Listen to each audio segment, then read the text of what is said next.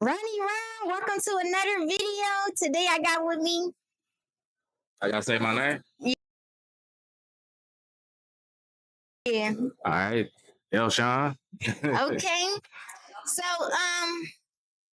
Dilshan, we just wanted to know, how was the military when you was in?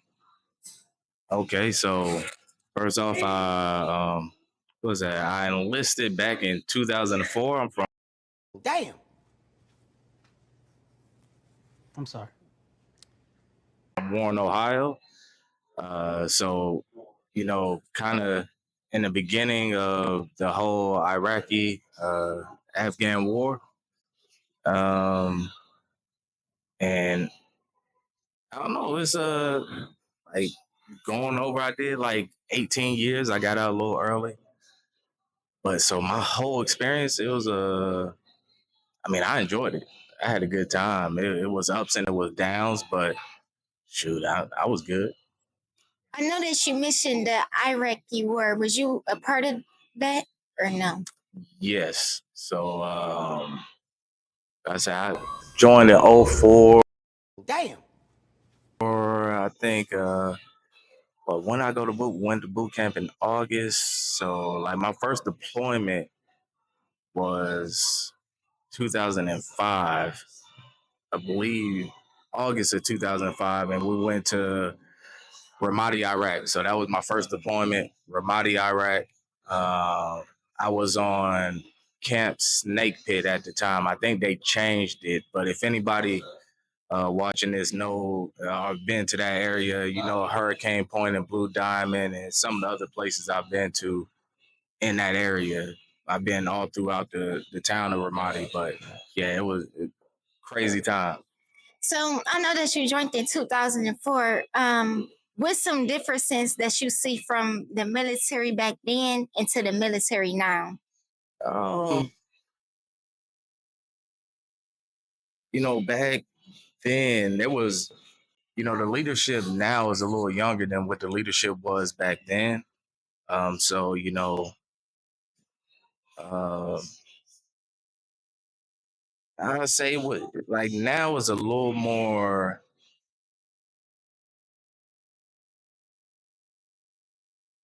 Hmm, well, what can I say? It's a little more lenient. I wouldn't really say lenient, but it's a little more.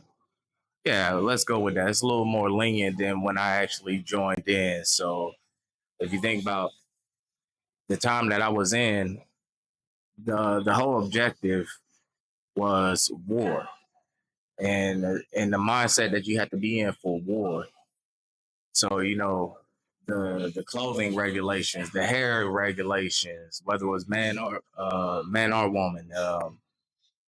It's a little more lax than what it was at that time, and that just goes on with time and evolution and the current state of our country. Period. So like as far as for like physical training, physical activities, they our physical activity was stupid. Like our physical training, it was at times it was just dumb. You wake up in the morning, and warrant officer or whoever, first sergeant just be like, "Hey, we're running till I get tired."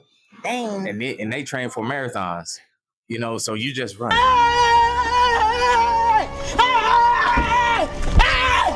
Why are you running? Why are you running? You're just running and you're going crazy work, and then they say, "Hey, okay, be ready for work by 7:30, 8 o'clock," and then you work your day. You burnt out. You just tired. Your body is broken down. Like it wasn't no, hey, let's go ahead and do body parts or fully function. It was just, hey, we going out there and go. Hey, what's the craziest thing we could go ahead and we could do for physical training? And that's kind of how it was. So back then, was the PFT and the CFT like the same or no? Yeah, the PLT, CFT ain't say. I mean, when I first came in, there was no CFT. So it was just the PFT, and that's all you had to do. The CFT came a little later. But PFT hasn't changed really. I think they just incorporated the the planks now? Yes, The the planks now. planks. So that wasn't a part of it prior, So you got that. I was for the most part, PFT's always been the same since I don't know when they instituted. So yeah, So what rank did you get retired from? I got up to gunny. So I got up to gunnery sergeant.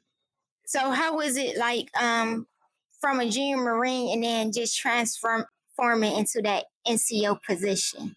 Like what are some changes that you had to make? So and can I cut can I cuss on here or do I need to be a little more subtle? I'll be a little more subtle. Okay. So um so my evolution going through the ranks and going into leadership, it was I think it's kind of the same for most um while in the Marine Corps. You become a person who's just told what to do and you just do. You don't really think too much. They tell you to do something, you go do it. And as you go up, from PFC, I just knew to go do something. They told me what to do. I went ahead and did it exactly how they told me to do it, step by step by step by step. Lance Corporal was kind of still the same, and it was step by step by step with the back of my mind trying to figure out how do I institute thought within what they're telling me to go ahead and do? Yeah. Like, what's a gray area where I could kind of tailor it to me? My corporal, you now become an NCO, so it's more of you got to think more like leadership. But at that time, like I was a jerk. I was a straight up jerk. Like, yeah, I was a pit bull. I just yell for no reason for the most part, getting into my Marines and trying to just get them in line with what needs to be done. Yeah. For the most part, that's all I did as a corporal and as a sergeant. It was still kind of some of the same, but trying to figure out how to incorporate doing something like this, sitting down with my Marines and trying to figure out, hey, is everything good? Everything taken care of? And it wasn't really until I went recruiting where I had to evolve into, more like a counselor style, because for the most part, I was dealing with civilians Yeah. and trying to get them into becoming Marines. And, once I got done with recruiting, I picked up staff sergeant. And I want to say the biggest shift for me was when I was working in the Pentagon and I was working with the Navy. And I'll be butting heads because I'm screaming. Yeah. They mess up something, a sailor mess up something, I'm screaming, I'm yelling. It's what I'm saying, get in line. I don't care if the chief's trying to talk to me. Nah, you stay, get back. Like they getting chewed out. And it was one time, Sergeant Major of the Marine Corps, Sergeant Major Green. He was walking through the halls and he heard me. I'm just laying out this sailor, like just laying him out. And he came in and he was like, hey, we kind of hear you in these hallways. He was like, you got a lot of congressional delegates walking through here. And if we could hear you, do you think that sailor heard you? Oh yeah. And I was like, yeah, the sailor heard me. Yes, Sergeant Major, the sailor definitely heard me. And they heard me. Ain't no way they didn't hear me. He was like, no. What I'm saying is that did they hear anything that you said? Did you give them anything of substance? Like a lesson. Anything to ingest? Yeah. Did you teach them anything within that? And it kind of brought me back. He talked about my career and like where I was, and he, asked, did I do any SDAs? And telling him I did recruiting. He was like, take that essence that you had with recruiting, counseling, right? Bridge that together. You shouldn't have to yell to be heard. You shouldn't have to yell to teach. And that changed everything for me. So by the time that I was staff sergeant, by the time that I got to gunny, it was more of a, I'm gonna treat you as an adult. I'm not gonna treat you as a kid. When I was a PFC, I was just a kid. And that's all they treated us as, like you are a kid, like not like a baby, kid, like an infant. Yeah. Like you don't know how to breathe and walk at the same time. Like that's how they treated us, So I took a step back at that time, and I like, you know what? I'm gonna treat you as an adult, and I shouldn't have to yell because you're an adult. Yeah, and I'll give you that respect. Respect my rank and respect where I'm at. But I'm gonna talk to you like you're a human being. I'm gonna talk to you like you're an adult. Now, if you go beyond that and be disrespectful with me, well, then I got to get you in line, and I have no problems with that. But at this point, you mess something up. All right, what did you mess up? How did you mess up? Because I've learned that a lot of Marines, they don't like to mess up. They tend not to like to mess up. And for the most part, they'll be down on themselves more than they'll be down, more than anybody else could be down on them. Yeah, because I realized like when you mess up, they take it harder than what other people would take it and put more pressure on themselves and everything. And then you just got to know your Marines, and that's when all the leadership principles and everything else come in. But know your Marines and know how to get them, know how to motivate them. And if it's a butt chewing, then that's what you gotta do to motivate them. But no, that's what you gotta do to motivate them. Yeah. Be firm, be fair, but just treat them like a human being, treat them like an adult. I'm telling you, it'll go a long way. Now, in the story, you mentioned that you worked in the Pentagon. What was you doing when you was working in the Pentagon? Well, at that time, so I'm food service by trade, and at that time I was in an enlisted aid program. And normally, before you become an actual enlisted aid, they have you working in the Secretary of the Navy's dining facility. And that's what I was doing. I was working in the dining facility for the Secretary of the Navy, in charge of private dining, cooked in there and everything else. But, Secretary of the Navy's dining room, his private dining room, I took care of that. I took care of what is the, Commandant of the Marine Corps, and then the Navy, they're the equivalent of the CMC for them. I took care of his private dining as well. Okay. So how was it like actually working with the Navy? Did you have to follow like by their rules, or it's still Marine Corps rules? So, I'm still held to the standard of the Marine Corps, and working with them, it was a little challenging because for the most part, we're like ultra aggressive. The Marine Corps is ultra, like, very aggressive. Yeah. So, especially within our leadership style, while the Navy is more passive aggressive, if they have a problem, if one of their leaderships have a problem, they'll come and tell you, hey, this sailor did this or said this. Talk to them, counsel them, stuff like that.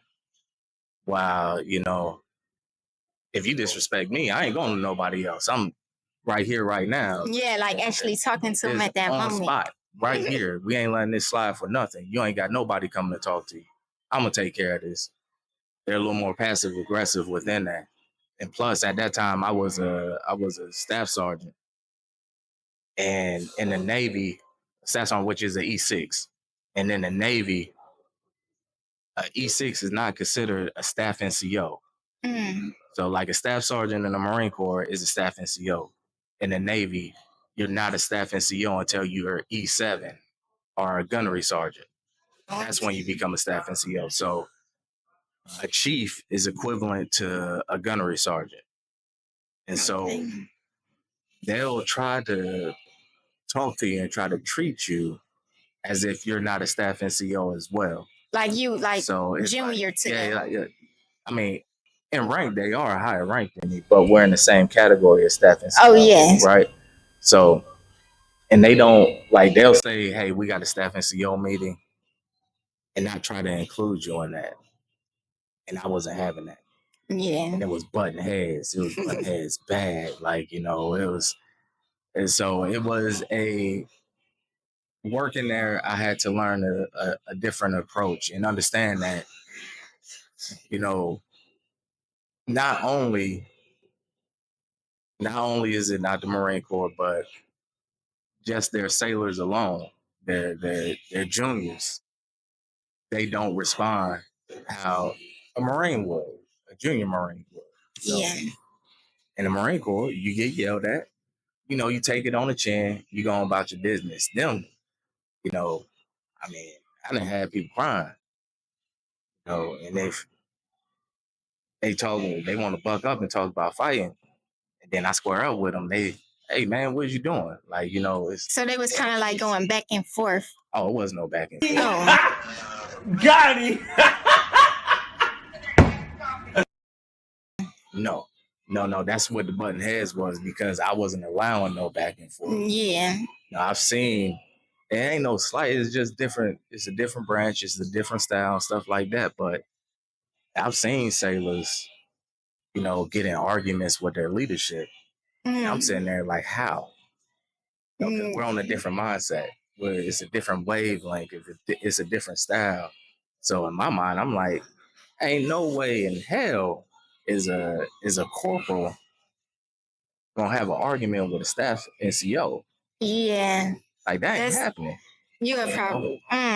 So, but it's a different branch, it's a different style.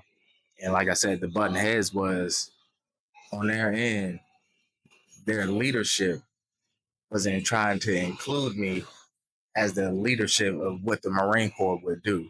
Like when they have meetings and stuff, they weren't trying to include you in They that. have meetings, or they giving out orders, and I'm like, I'm as a staff, you're normally getting passed down the orders from above and tasking out. Yeah, to the junior. But no, they trying to tell me, hey, no, you're gonna go ahead and you're gonna clean tables. I ain't clean no tables. What are you talking about? We got junior sailors for that. I ain't doing that. I'm a whole staff NCO over here. Yeah. No, staff sergeant. You said staff. You said staff, right? So exactly. I'm a staff NCO. You ain't gonna be talking to me like, what I'm saying, I'm a sergeant or any other lower rank. Like, give me my respect. So they had a hard time settling me down, and we came to a mutual agreement. How? Hold on, bro. We came to mutual agreements to, if they had something for me to do, they're not telling me in front of everybody. We'll come to the side, we'll talk about it. And, because, we wasn't having that. Yeah. I wasn't having that. Don't care, And plus, like, and you'll see this when it comes to Marines who've been in combat or been around combat to Marines who haven't. You'll see it's a different mindset of what you will actually have. And, like I said, I'm not. No, I'm not taking that. Yeah, That's true. Not happening. Yeah. So how was it like being a general aide and everything? I'll tell you, like I told everybody who I talked to about I was on recruiting. When they asked, hey, how was the Marine Corps? Experiences vary, right? Okay. Like myself, I had a good time. I ain't really had no bad time. But I've heard horror stories about, before, and the dealings with generals and the dealings with their spouses and the whole thing. Like, I've heard all those horror stories, but I didn't have any of that. So basically, like, what your experience gonna be like, what you make it and everything. Yeah, I mean, like I said, situations and experiences all vary. Yeah. Like I had a good time, and I worked hard. It was some hard work. It's not as easy as what anybody thinks. It's not as bad as what anybody thinks. It's all dependent on how you set yourself in the beginning. Yeah. Right. If I'll say in the A program, it is understanding what your job is and what your overall mission is, while also setting a line of what you're willing to take. Like setting boundaries and stuff. Yeah. Setting boundaries, understanding understanding yourself as well, right? So in the long run, my job is not, if I'm an enlisted aide, My job is not to tell the general no. If it's something as long as it's in the boundaries of what I can do. Okay. Correct. Now, if it's something that legally I can't do, by order I can't do, and stuff like that, like, that's a hard no. I can't do that. There's a regulation saying I can't do that, and this is why I'm not gonna do it. Period. Period. Period. Period. Period. Period. Period. Period. Period. You understand? And at the same time, like, okay, what they're asking, is that actually possible? If I don't know, let's try to figure out if it is. How can we make this happen? Stuff like that. So if you go in like understanding your whole objective as an enlisted aide is to try to make that general's uh, that general's work life as simple as possible. Yeah. Right? Like, okay, hospitality itself is a very hard and complicated like area of working because it's never about you. Hospitality is never about you. So if you're in food service, the automatic one is that it's not about you. Mm-hmm. It's about feeding those Marines. Right? How do I make sure that these Marines get fed so that they could do what they need to do? Yeah. It's not about me. It's not gonna be about me. And if you come with that mindset and understanding, that is the mission. Your mission is to feed people, make sure that they're able to go ahead and do what they do. Okay, you good. Now, if you come in with like, yeah, nah, I'm gonna feed you, but on my terms, then you lost. Get out of hospitality. It's not gonna work. So I heard like in general aid you gotta go through like some courses and stuff. What are courses that you had to go through? The normal courses, you got the advanced culinary school, and it's all in Fort Lee. You got the advanced culinary school that's in Fort Lee, and then you also have it's an aid course that's in Fort Lee as well. Those are only two that you actually have to do. Okay. And like the aid course is not that tough at all. It's really not.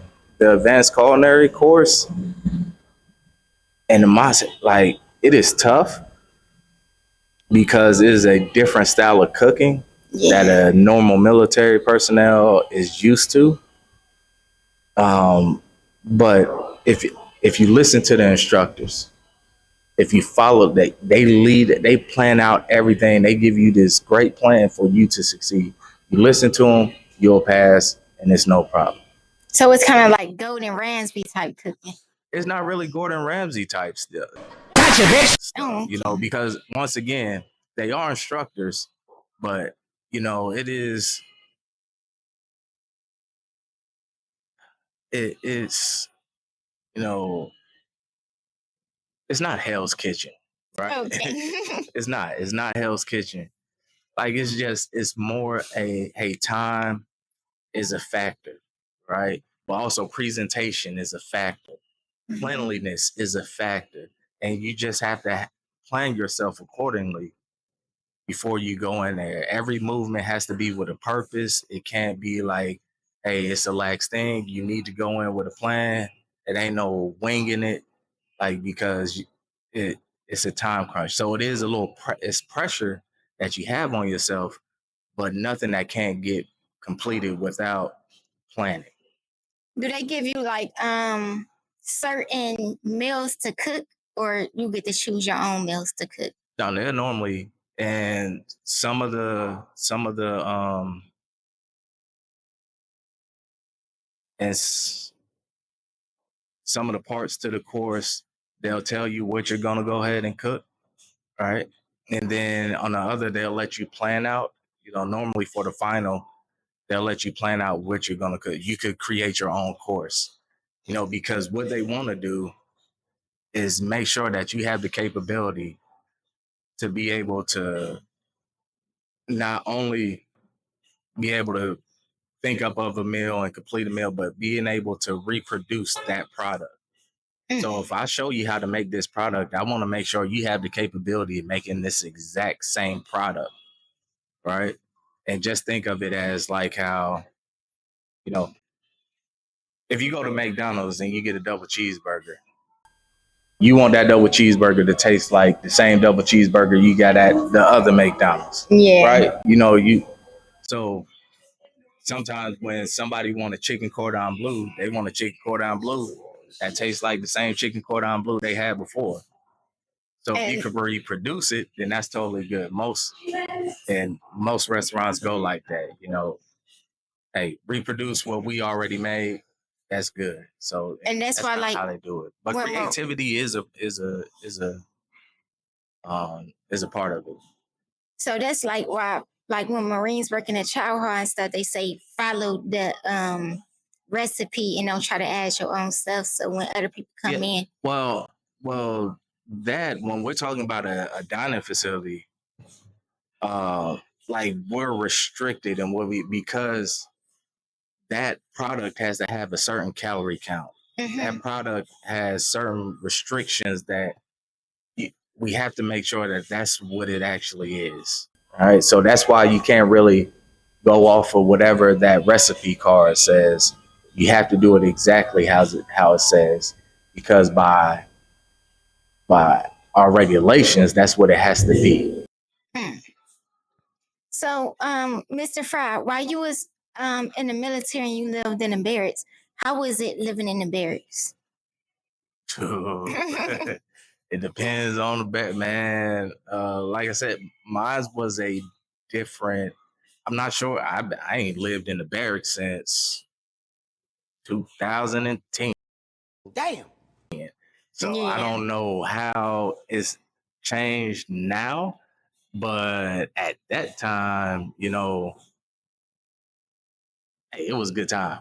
We had good times in the barracks. You know, it was either somebody was always, you know, grilling something in you know, in the courtyard, or we was always, you know, throwing little barracks parties and, you know, having times. I mean, it wasn't like that every day, but for the most part, we had good times in the barracks. You know, the first base that I was at, it was 29 Palms, California, and there's nothing there.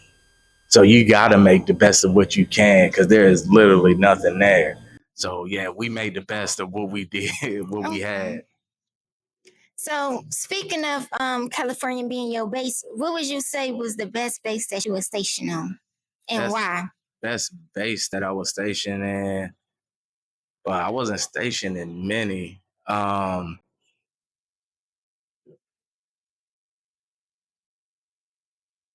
would have to say 29 Palms. I had to say the barracks in 29 Palms. I mean, I was stationed in Beaufort, South Carolina.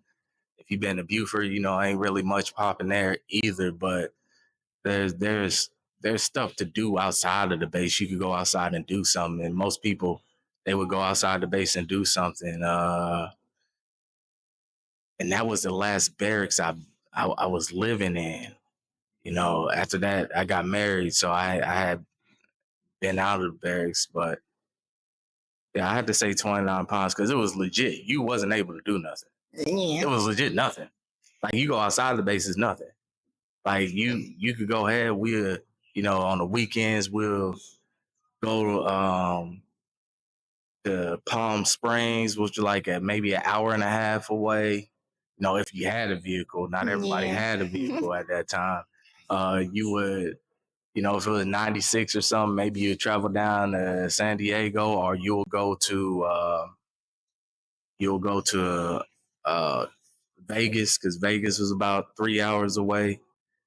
You know, you'll have to go outside. It was literally nothing in 29 Palms to do at all. So you had to drive hours just to go You somewhere. had to drive hours just to do. Even if you wanted to go to Walmart, you had to drive like an hour out the way to go to Walmart. Like, it was nothing.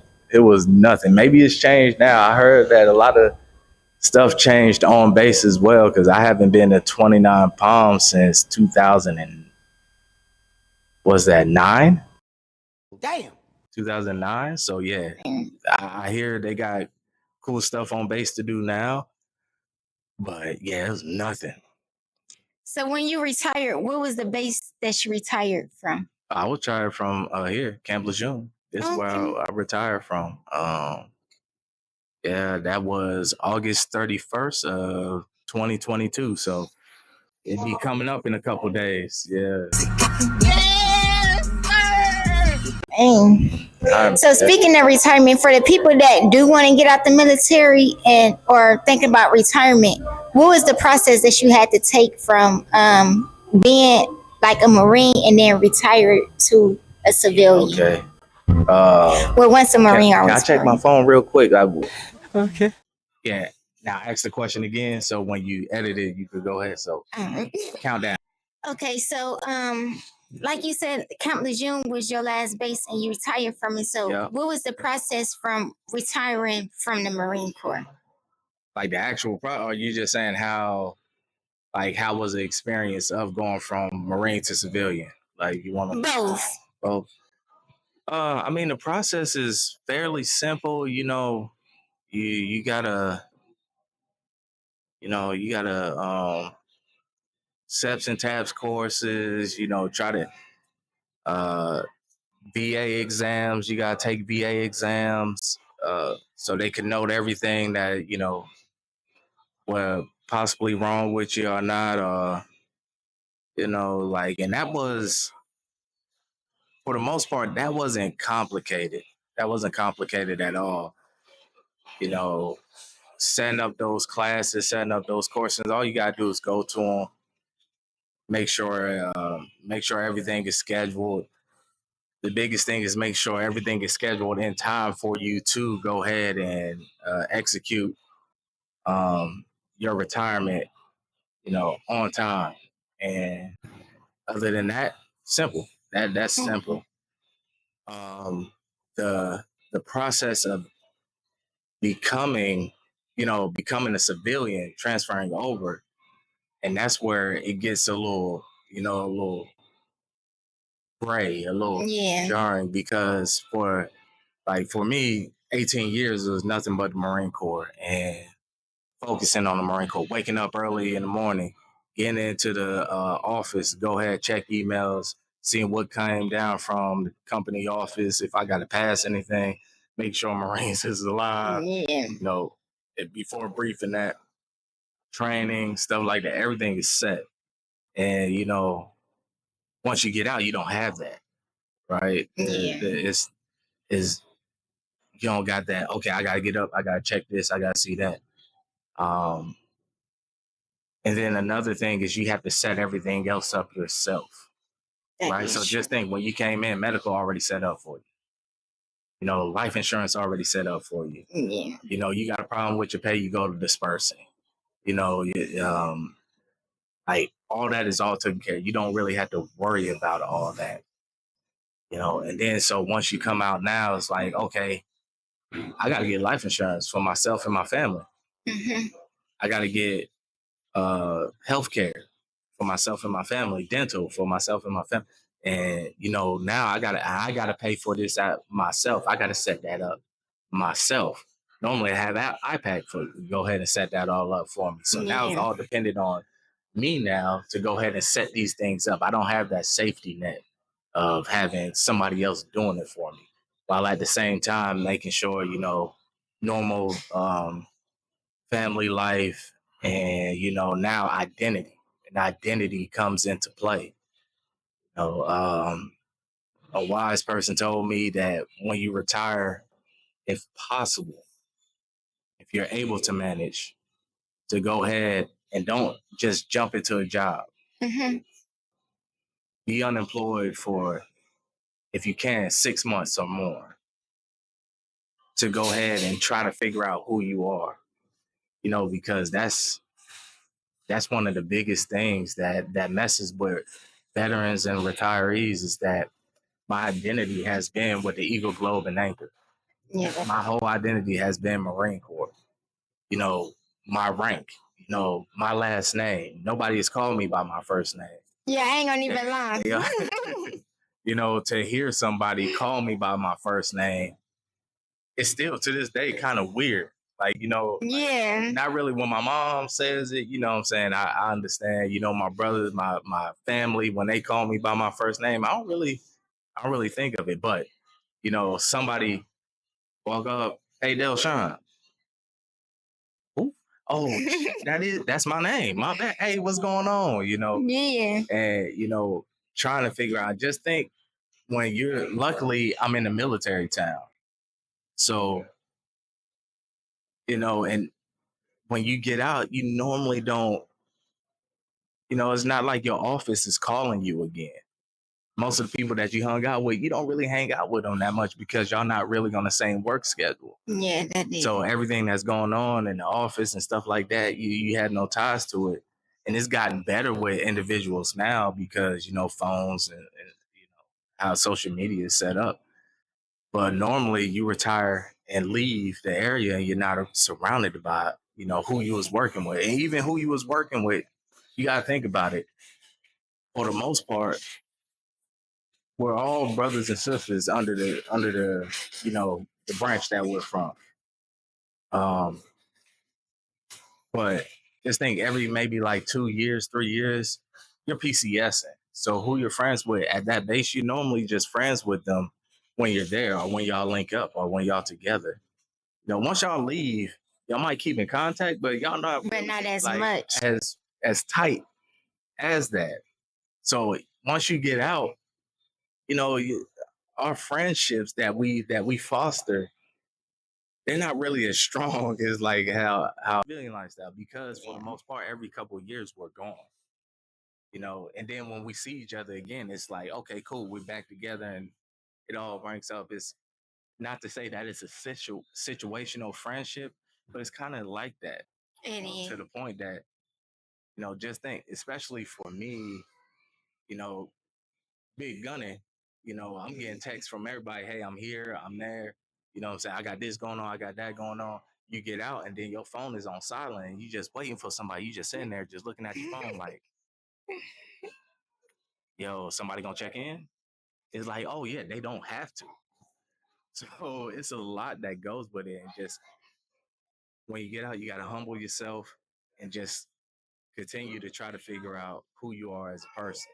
Like I say, Marines don't really, our military and period, they don't really hit puberty until they get out, because you're so restricted. Like as myself, my whole adult life for the most part has been Marine Corps. Yeah. So once you get out, and that's how you see everybody with the scratchy beards and then long hair because they like, I don't know how I look outside of a high and tight. Yeah. Like, I don't know.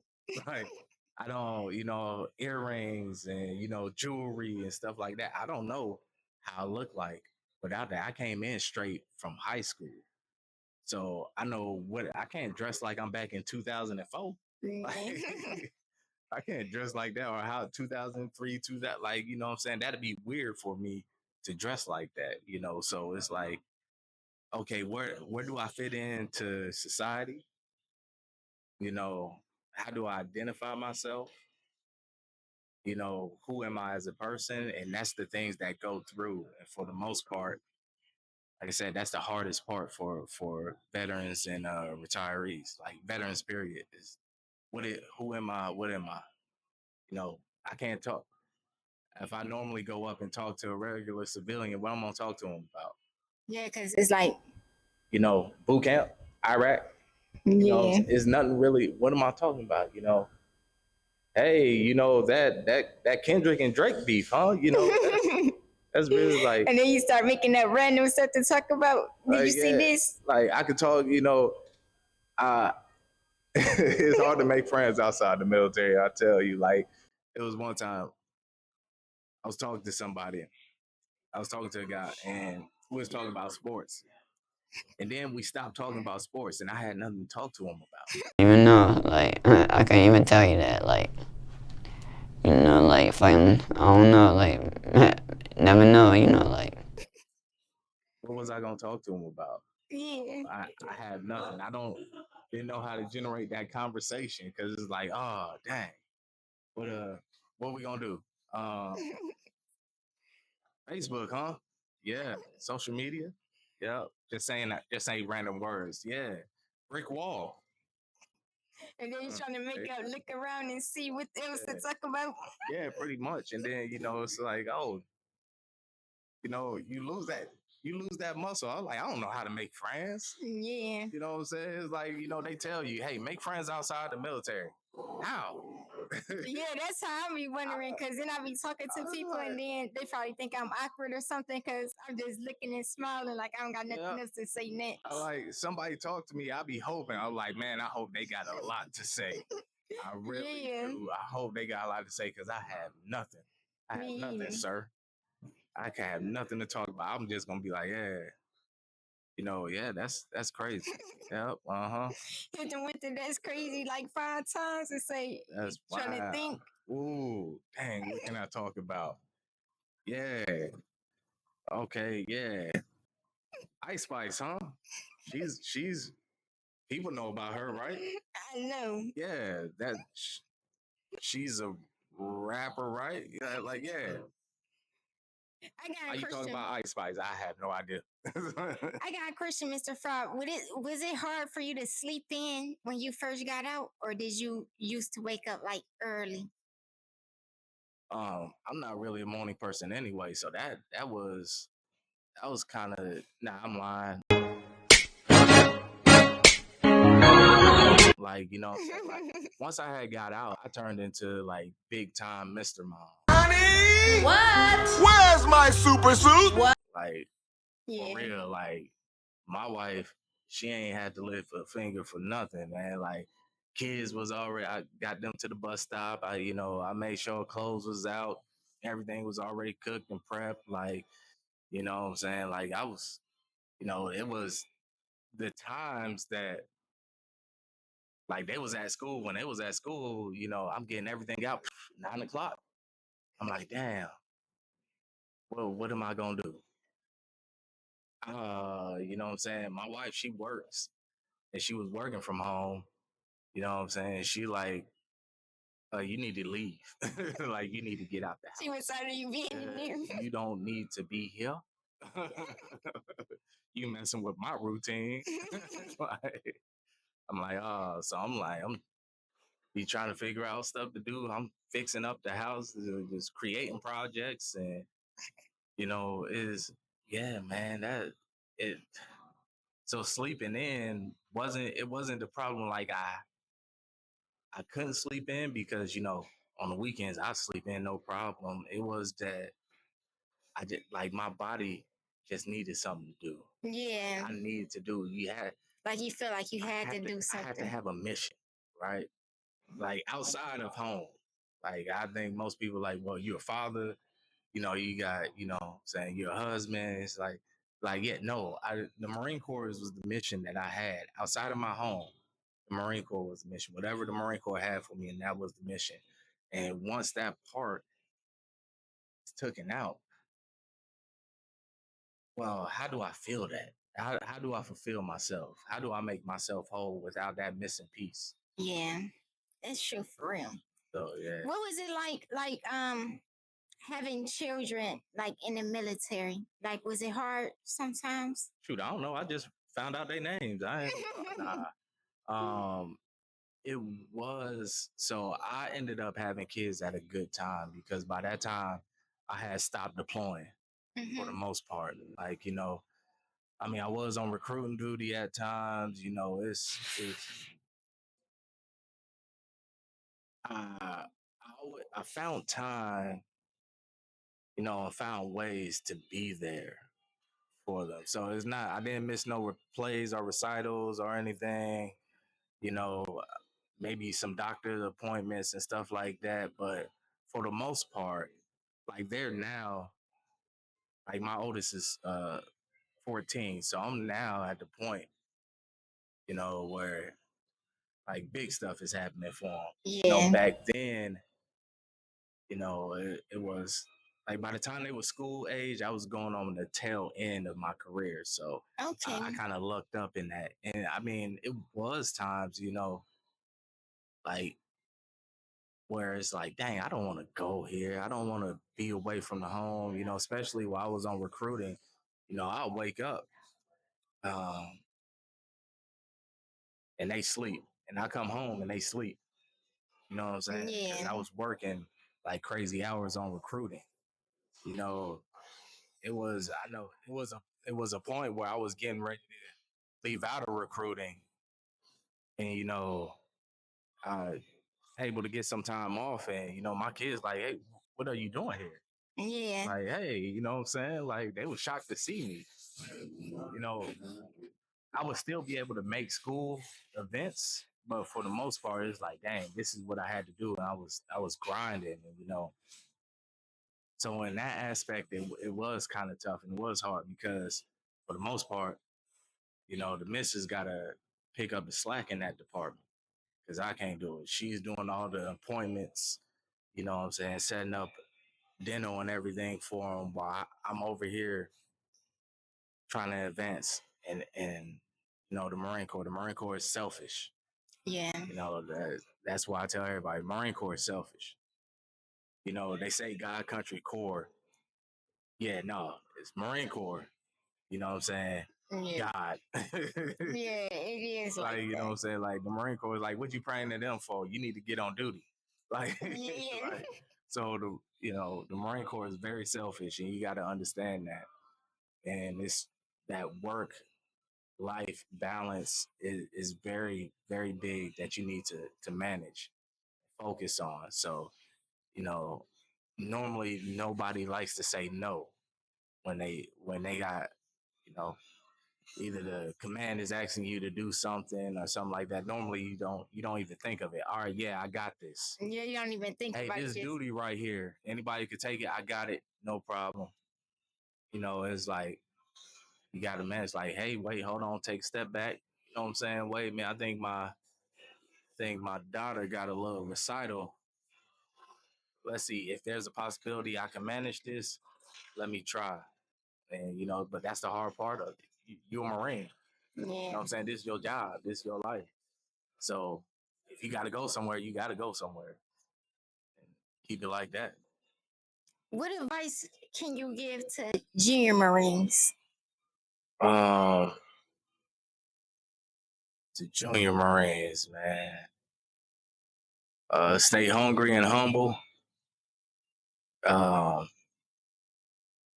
and take advantage of any opportunity that you have. Like it's a lot of opportunities out there. Uh, everybody think they top dog. Yeah. Everybody think they top. Everybody think that they the best. And that may be true. You may be the best, but humble yourself to know that you can always learn more. Humble yourself to learn from what the experiences of others, and stay hungry to always try to advance. Read whatever pub you can.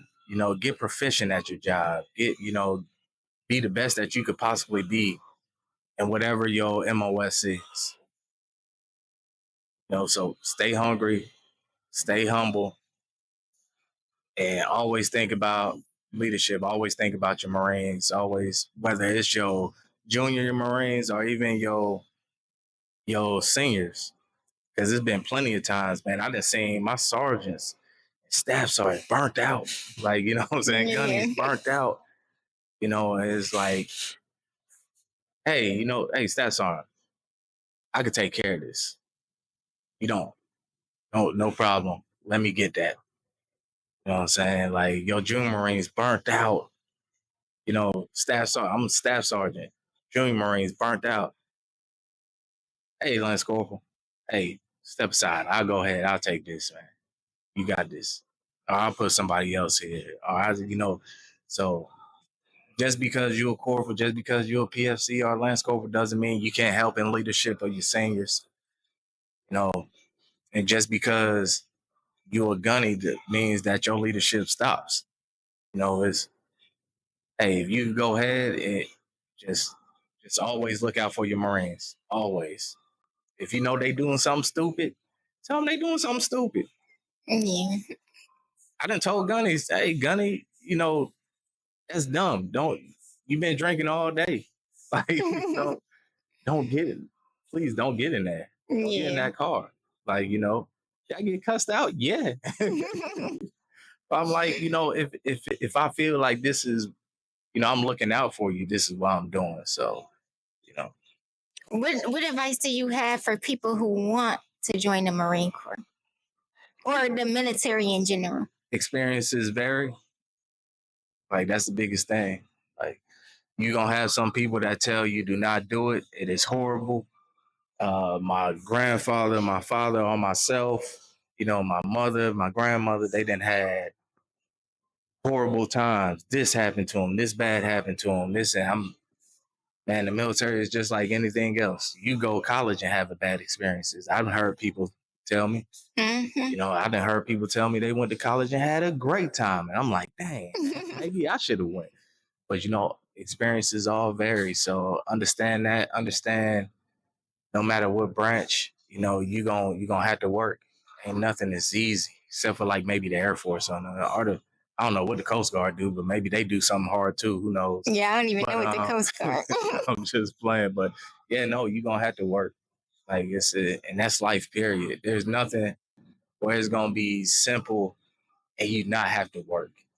Like even the stuff that you love, you have to work. You got to put time in. You got to grind in. And the Marine Corps is gonna be the same. Like you got to go in. It's gonna be tough. Like a lot of stuff you're gonna feel like it ain't gonna make sense. And sometimes it ain't gonna make sense, you know what I'm saying? But it's stuff you have to do. We all have heard nothing comes easy in life, unless you like born to a billionaire, but nothing comes easy in life. And if you ain't no billionaire or millionaire, understand you're gonna have to put some time in. And put some work and everything. Yeah. And then last but not least, what advice do you have for people who retiring or getting out? Who's retiring and getting out. Or just people that's getting out. Retiring, getting out. Have a good fan base. I'm not fan base, but family base. Lean on your family, lean on your loved ones. Humble yourself to know, hey, you may be going in some waters where you're not the top dog anymore. Yeah, because that's a big thing too. Going from Gunny to Mr.Frye, or Delshawn. Once again, it's like going from hero to zero. And you're not always going to be. You don't have that same control, that same power that you once did when you're in. You're going to have to relinquish that. yeah. So humble yourself and have patience, because it's going to take time. It may take, like, I'm at 2 years of being out, and I'm still trying to figure out, like, my true identity. Like, who am I? It went from Gunny Frye to Delshawn to Mr. Frye. You know what I'm saying? So now I'm Mr. Frye, and I'm like, but I don't want to be Mr. Frye. Just call me Delshawn, or call me Sean, or call me something, like, but figuring out who I am still, figuring out where I fit in, that's so take time with that. Have patience with it. Lean on your family. Then find a good veteran group. Find a good, like, even if it's just your buddies who retired as well, find a good group where, you won't have that pressure of feeling like you're by yourself and you can't, you have nothing outside of your house. Well, Mr. Frye, I want to say thank you for coming today. No. And honestly, I learned a lot, and you gave some great advice. I just hope that y'all learned a lot and listen to Mr. Frye advice and stuff. Stay tuned. Once again, we have Mr. Frye, a.k.a. Delshawn, a.k.a. Gunny Frye, a.k.a. the big bottom lip bastard, a.k.a. Buckeye Boy himself. Thank you for having me. Just do a little dance and I'm going to add music. I'm going to add music. No. Bone Thugs and Harmony. No. All right, well. I'm going to add music, Mr. Frye. All right. It's just thuggish, ruggish,